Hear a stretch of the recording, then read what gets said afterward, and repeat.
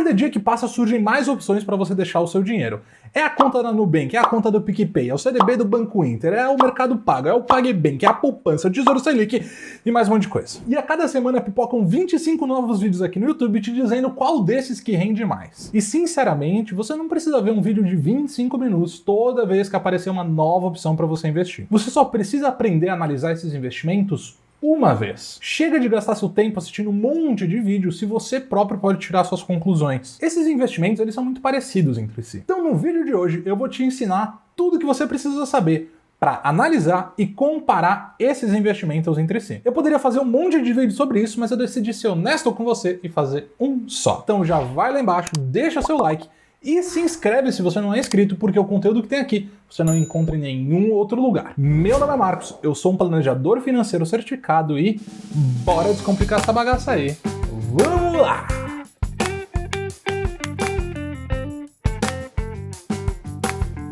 Todas as opções que eu citei no começo do vídeo são investimentos de renda fixa. E para você analisar investimentos de renda fixa, você tem que ficar atento a 3 pilares: a rentabilidade, a liquidez e os riscos. É isso que você tem que olhar: rentabilidade, liquidez e riscos. Então vamos para o primeiro pilar, que é a rentabilidade. As rentabilidades desses investimentos aparecem de várias formas diferentes e por isso às vezes confunde a cabeça de muita gente. Por exemplo, olha essas opções aqui, ó. O primeiro é 70% da Selic, o segundo é Selic mais 0,25% ao ano e o terceiro é 120% do CDI. Como que a gente vai comparar o quanto eles rendem se eles estão expressos de forma diferente? A gente tem que traduzir essas rentabilidades e é muito mais fácil do que vocês pensam. A dica que eu dou é: sabendo a Selic, você sabe tudo. Selic é a taxa básica de juros do Brasil. Já fiz um vídeo explicando mais sobre ela, então não vou me estender nesse vídeo. Ela pode variar ao longo do tempo e por isso a gente precisa saber quanto ela vale hoje para conseguir fazer o cálculo. Então é só você entrar no Google ali e pesquisar Selic hoje,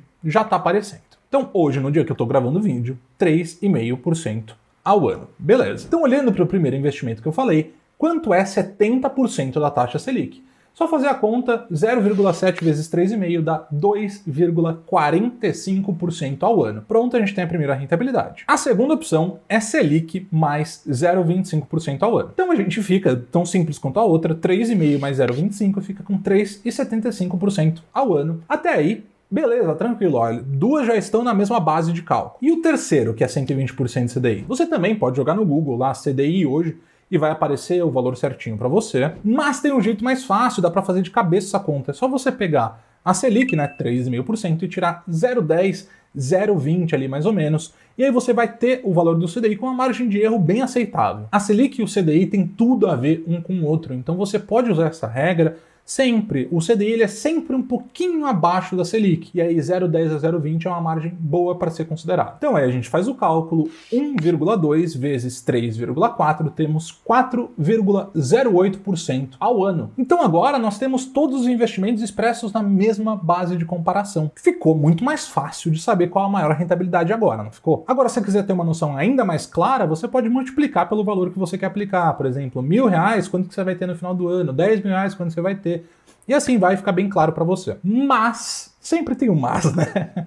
A gente tem que ficar atento com duas coisas aqui. As rentabilidades estavam expressas daquele jeito, não é para te confundir, mas porque elas precisam estar daquele jeito. Esses investimentos têm uma rentabilidade pós-fixada, ou seja, eles têm a sua rentabilidade atrelada a alguns índices da economia, como a Selic e o CDI, e esses índices variam ao longo do tempo, podendo alterar, portanto, a rentabilidade dos seus investimentos. Por exemplo, no começo do ano, a Selic estava em 2%. Então a rentabilidade desses investimentos era essa aqui. Mas o que é interessante é que eles quase sempre mantêm a mesma proporção de diferença entre a rentabilidade de um e outro. Então, você pegar o primeiro e o terceiro, se a Selic tiver a 7%, a diferença vai continuar sendo a mesma em proporção. Agora, o segundo é um pouco diferente, porque ele tem uma taxa pré-fixada ali no meio. Então vamos supor, se a Selic cai para 1,5%, o segundo passa a ser a melhor rentabilidade, porque o 0,25 vale muito comparado com o 1,5% da Selic. Enfim, ótimo para comparar, mas não leve isso como uma garantia de rentabilidade. Mas foi o que eu te falei, sabendo a Selic, você consegue facilmente acompanhar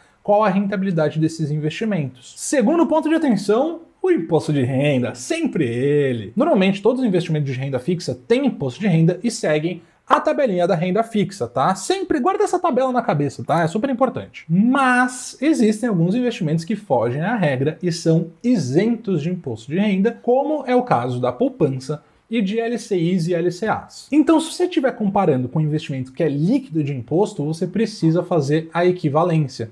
Senão você vai estar comparando abacaxi com banana. Então vamos usar a poupança aqui como exemplo para vocês aprenderem a fazer esse cálculo. Ó, a poupança hoje rende 70% da taxa Selic, que era aquele primeiro investimento que a gente tinha, 2,45% ao ano. Isso já é líquido de imposto. O segundo é o Tesouro Selic e um CDB a 120% do CDI. Os dois têm imposto de renda. Então o que eu quero fazer aqui é transformar a taxa líquida da poupança para uma taxa com imposto. Como que é a comparação? O cálculo é o seguinte, a taxa da rentabilidade dividido por 1 menos a alíquota de imposto de renda. Aqui para o nosso exemplo, eu vou usar a menor alíquota, que vem depois de 2 anos, que é 15%.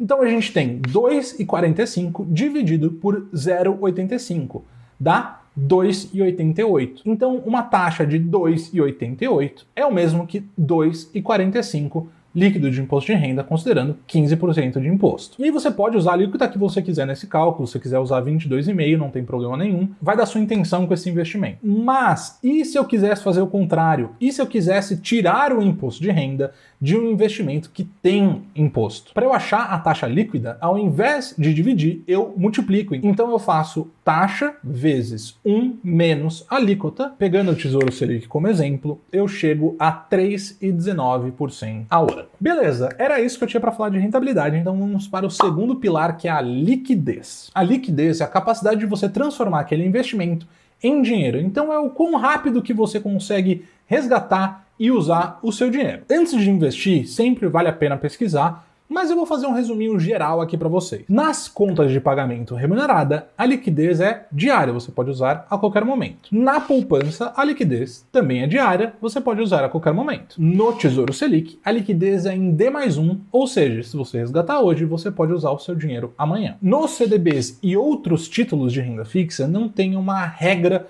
para todos, então ela pode variar, sempre pesquise antes de aplicar, mas, em geral, nesses CDBs que a gente está falando, que tem rentabilidade ali próxima dos 100% do CDI, é mais para reserva de emergência, coisa básica, esses normalmente têm liquidez diária. Inclusive, se não tiver liquidez diária, fuja desses CDBs, tá? Só vale a pena você abrir mão da sua liquidez por uma remuneração à altura disso. Beleza, então vamos para o terceiro pilar, que são os riscos. Parece complicado, mas não é tanto assim. O primeiro ponto de atenção que eu quero trazer para vocês é a possibilidade de rentabilidade negativa. A gente tem uma exceção da regra que confunde todo o resto, então eu vou explicar. O normal é que esses investimentos não tenham possibilidade de retorno negativo, mas tem um deles que foge dessa regra, que é o Tesouro Selic. O Tesouro Selic pode ter rentabilidade negativa e pode ter uma rentabilidade abaixo do que você contratou, porque na hora que você resgata, pode ocorrer a marcação a mercado, então ele tem que comparar com a taxa atual para você resgatar o seu investimento. Estou colocando agora em tela o exemplo do meu investimento no Tesouro Selic. Na linha azul escura mostra a correção do valor que eu investi pela taxa que eu contratei, que foi Selic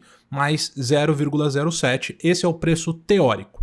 Na linha azul clara mostra o quanto eu teria caso eu decidisse resgatar hoje. Então é a correção do valor que eu investi pelos parâmetros atuais de mercado. É o meu preço real, que hoje é Selic menos 0,99%. Então a diferença entre o preço teórico e o preço real, caso resgate hoje, é de mais ou menos uns R$80. Mas aí fica o aviso que essa variação negativa nunca é tão grande. Ela pode assustar se você não está preparado para ela, por isso que eu estou avisando aqui, mas na verdade você não vai tomar uma baita rentabilidade negativa, isso não vai prejudicar o seu patrimônio, entendeu? Então não precisa se preocupar tanto com isso. E agora o outro ponto de atenção é sobre o risco de crédito, é um risco de você colocar o seu dinheiro, o banco falir, a instituição falir e você perder tudo, né? Eu vou dividir esses títulos em dois grupos, os que têm garantia da FGC e os que não têm garantia da FGC. Em uma boa parte dos títulos de renda fixa, você tem a garantia do Fundo Garantidor de Crédito. Ou seja, se a instituição financeira que você está investindo quebrar, você tem o seu dinheiro e rentabilidade de volta até o limite de 250 mil por conglomerado financeiro e R$1 milhão por CPF. Se ficar em dúvida sobre isso, tem link na descrição. Desde 1995, quando o FGC foi criado, não teve uma única vez em que ele não tenha cumprido a sua função. Então eu realmente não me preocupo muito com o risco de crédito se o meu dinheiro está garantido pelo FGC. Afinal, eu tenho essa camada de proteção que eu considero ótima. O FGC ele existe principalmente para proteger o sistema bancário, né, os bancos. Então os investimentos que têm garantia do FGC são a poupança, CDBs, RDBs e contas correntes. Agora, o dinheiro que fica nas contas de pagamento não tem garantia do FGC. E as contas de pagamento são aquelas usadas normalmente pelas fintechs, né? Então eu tô falando da Nubank, do PicPay, do Mercado Pago, do PagBank, todas essas são contas de pagamento. Mas, mesmo que não tenha o FGC, tem várias garantias por trás dessas contas, tá? Essas contas de pagamento são fiscalizadas e reguladas pelo Banco Central. E existe uma norma que obriga que esse dinheiro que está nas contas de pagamento fique investido em títulos públicos federais ou fique depositado em uma própria conta do Banco Central. Então, em tese, se uma dessas empresas quebrassem, os clientes não iam perder o dinheiro, eles iam ter o dinheiro seguro pelo Banco Central ou pelo governo federal através dos títulos públicos. Nesses casos, então, o seu risco se assemelha mais ao Tesouro Selic. No Tesouro Selic, você tem uma garantia do governo federal, que inclusive é melhor do que o FGC. Mas como eu não encontrei nenhum caso onde foi necessário recuperar o dinheiro das contas de pagamento, não dá para saber se é um processo fácil de recuperação ou não. O mais provável é que seja um processo meio demorado, um pouco burocrático, mas que você consiga o seu dinheiro de volta. E na verdade, muitas dessas empresas que oferecem a conta de pagamentos com rentabilidade também oferecem produtos que têm garantia do FGC, como CDBs ou RDBs. Mas nesse caso, para você ter a garantia do FGC, não adianta só deixar na conta. Você tem que ativamente aplicar o seu dinheiro. O PagBank, por exemplo, oferece CDBs para você aplicar, e o Nubank também tem a possibilidade de você aplicar através de RDBs. Mas aí você tem que ir lá e clicar no seu aplicativo para ativar isso. Nesses casos, você continua tendo a mesma rentabilidade de 100% do CDI, mas aí você tem a garantia do FGC. Todos esses investimentos são de baixíssimo risco e, sinceramente, de baixíssima rentabilidade. Isso aqui é bom só para reserva de emergência, mas para construir uma boa carteira de investimentos, você tem que sair do básico. Isso aqui é o mínimo que você tem que fazer. Mas relaxa que já tem um monte de vídeo aqui no canal para te ajudar. Então eu separei esses dois aqui para você continuar assistindo. Clica aí e a gente se vê no próximo vídeo.